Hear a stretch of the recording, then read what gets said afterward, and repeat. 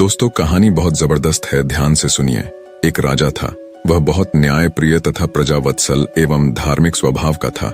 वह नित्य अपने इष्ट देव की बड़ी श्रद्धा से पूजा पाठ और याद करता था। एक दिन इष्ट देव ने प्रसन्न होकर उसे दर्शन दिए तथा कहा, राजन, मैं तुमसे बहुत प्रसन्न हूँ, बोलो तुम्हारी कोई इच्छा है। प्रजा को चाहने वाला राजा बोला, भगवान, मेरे पास आपका दिया सब कुछ है। आपकी कृपा से राज्य में सब प्रकार सुख शांति है। फिर भी मेरी एक इच्छा है कि जैसे आपने मुझे दर्शन देकर धन्य किया, वैसे ही मेरी सारी प्रजा को भी कृपा कर दर्शन देकर धन्य कीजिए। यह तो संभव नहीं है। ऐसा कहते हुए भगवान ने राजा को समझाया, परंतु प्रजा को चाहने वाला राजा भगवान से जिद करने लगा।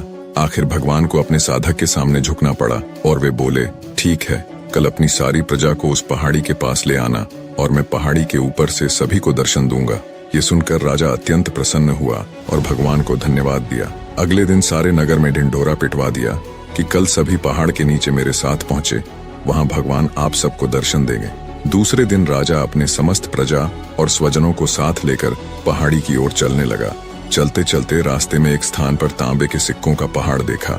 प्रजा में से कुछ एक लोग उस ओर भागने लगे। तभी ज्ञानी राजा ने सबको सतर्क किया कि कोई उस ओर ध्यान न दे, क्योंकि तुम सब भगवान से मिलने जा रहे हो। इन तांबे के सिक्कों के पीछे अपने भाग्य को लात मत मारो। परंतु लोभ लालच में वशीभूत प्रजा के कुछ एक लोग तो तांबे की सिक्कों वाली पहाड़ी की ओर भाग ही गए और सिक्कों की गठरी बनाकर अपने घर की ओर चलने लगे। वे मन ही मन सोच रहे थे, पहले ये सिक्कों को समेट ले, भगवान से तो फिर कभी मिल ही लेंगे। राजा दुखी मन से आगे बढ़े। कुछ दूर चलने पर चांदी के सिक्कों का चमचमाता पहाड़ दिखाई दिया। इस बार भी बचे हुए प्रजा में से कुछ लोग उस ओर भागने लगे और चांदी के सिक्कों को गठरी बनाकर अपनी घर की ओर चलने लगे। उनके मन में विचार चल रहा था कि ऐसा मौका बार बार नहीं मिलता है। चांदी के इतने सारे सिक्के फिर मिले न मिले, भगवान तो फिर कभी मिल ही जाएंगे। इसी प्रकार कुछ दूर और चलने पर सोने के सिक्कों का पहाड़ नजर आया। अब तो प्रजाजनों में बचे हुए सारे लोग तथा राजा के स्वजन भी उस ओर भागने लगे। वे भी दूसरों की तरह सिक्कों की गठरियां लाद लाद कर अपने अपने घरों की ओर चल दिए। अब केवल राजा और रानी ही शेष रह गए थे। राजा रानी से कहने लगे, देखो कितने लोभी हैं ये लोग, भगवान से मिलने का महत्व ही नहीं जानते हैं। भगवान के सामने सारी दुनिया की दौलत क्या चीज है।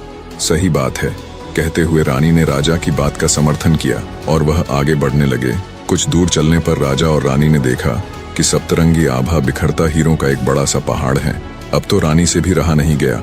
हीरों के आकर्षण से वह भी दौड़ पड़ी और हीरों की गठरी बनाने लगी। फिर भी उसका मन नहीं भरा तो साड़ी के पल्लू में भी बांधने लगी।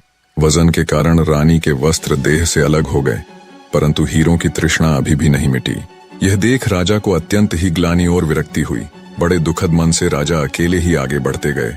पहाड़ पर पहुंचे तो देखा वहां सचमुच भगवान खड़े उसका इंतजार कर रहे थे।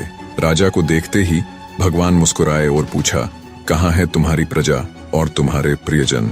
मैं तो कब से उनसे मिलने के लिए बेकरारी से उनका इंतजार कर रहा हूँ। राजा ने शर्म और आत्मग्लानि से अपना सर झुका दिया। तब भगवान ने राजा को समझाया, राजन, जो लोग अपने जीवन में भौतिक सांसारिक प्राप्ति को मुझसे अधिक मानते हैं, उन्हें कदाचित मेरी प्राप्ति नहीं होती और वह मेरे स्नेह तथा कृपा से भी वंचित रह जाते हैं।